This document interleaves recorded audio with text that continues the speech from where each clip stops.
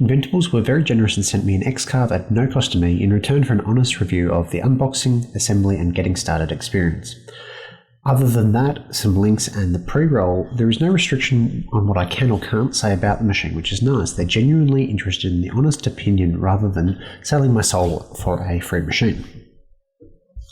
Having watched a few unboxing videos of the previous generation Shapeoko 2, it was very pleasing to see how well the X-Carve was packaged comparatively.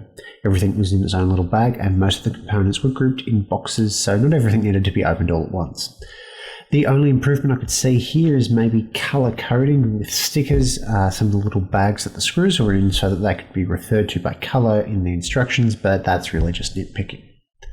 The CNC for everybody market is maturing at a great rate, and to me it feels like it's really eclipsed the 3D printer market, which still feels a little bit toyish. Overall assembly went pretty smooth, but be prepared for a 5 to 8-ish hours to build the machine. This will come down to if you sit down and do it all at once, how familiar you are with the machine, fine motor skills, that sort of thing. The overall build time isn't too bad if you compare it to assembling and aligning big machinery like a table saw. The instructions in a few spots were a little bit confusing. The videos would say to build it in one particular order, while the written instructions would stress a different order. And a couple of parts, like assembling the fan grill on the power supply, were missing, but overall, if you can assemble a Lego kit or IKEA kit, you can probably assemble the X-Carve. Almost. The only thing I really hated was the self-tapping screws. The Shapeoko 2 included a tap to cut the threads first, and I can't see why that was changed to self-tapping screws and a Torx 25 straight-handled screwdriver. At least with the standard tap wrench, which is T-handled, you can get some torque and proper control on it, but on a straight-handled screwdriver you just end up with a lot of fatigue in your wrist. In the end I used a vice grip on the screwdriver just to reduce that fatigue. From the hardware point of view, I really like the aesthetic of the X-Carve. It doesn't look like a hobbyist machine, particularly when you get the drag chain hiding all the wiring. For me, the 300mm square work area is ample for the sort of projects I have in mind, but I'll get to that a little bit later. The quiet cut spindle may be a little bit underpowered, I'm not sure at this stage, but it is actually pretty dang quiet. With my chronic migraines, I still need to wear hearing protection, but if I'm inside the house, I can't hear it at all. And ultimately, the shop vac overpowers any noise from the X-Carve. Hardware is just one part of the equation, and I'm finding that software is much trickier.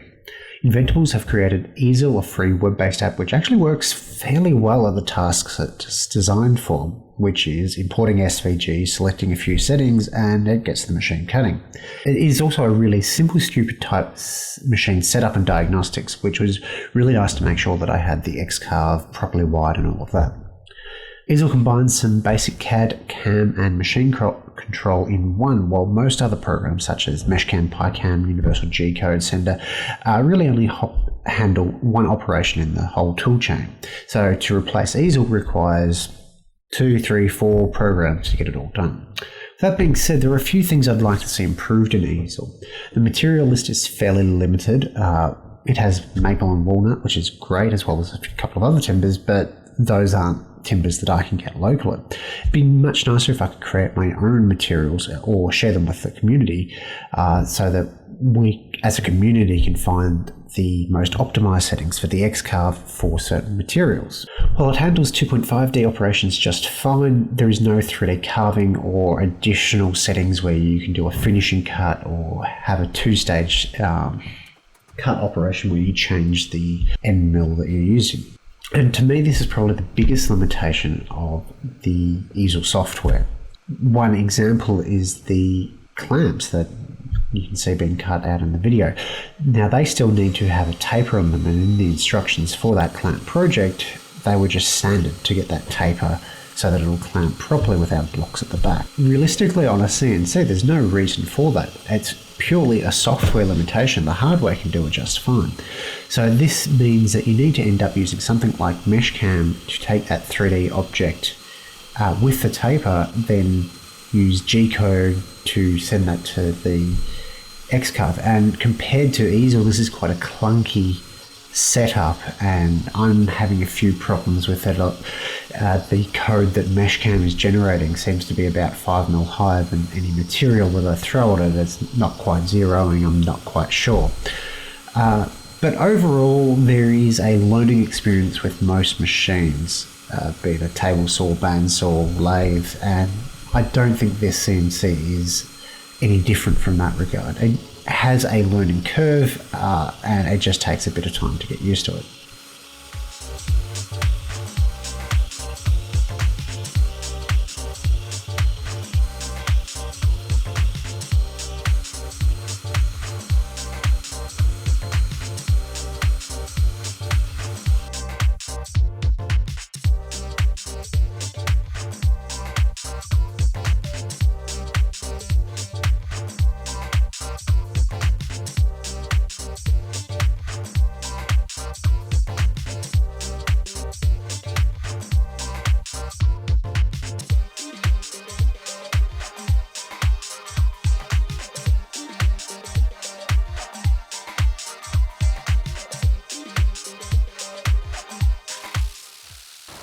Well, the filler hasn't come up perfectly. I didn't actually end up putting enough in the large sections of the shield. But the thing is, I can go add more timber mate, just get a more consistent mix of it so that I can get a cleaner colour. But I really quite like the outcome of that. So that is something I will definitely be experimenting with in the future.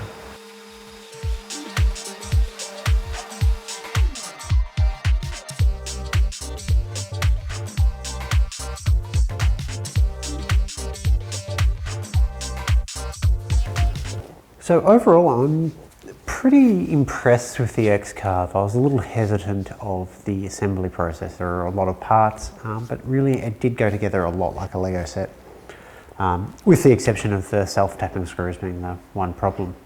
Aesthetically, I really like the matte black finish. It looks very professional. I'm not so sure about the dust, particularly along the tracks, well, along the rail with the belts, but I'm not sure if that's going to be an issue. I'll probably look at making an enclosure for it. There's a fair bit of dust there, but I want to play a little bit with aluminium and steel. I'm not so sure steel is a good idea, but definitely with the aluminium, this can handle it quite well, except I just don't want aluminium all over the workshop. So I'll build an enclosure and then go from there. If you're in Australia and you know where you can get, I think it's 60, 61 aluminium, I'd love to find somewhere I can get small pieces of that. I want about a 300 by 300 6mm sheet so that I can have a go at making my own router plate insert, as I'll be building a router table later in the year. So yeah, if you know where I can get that, let me know, that'd be great.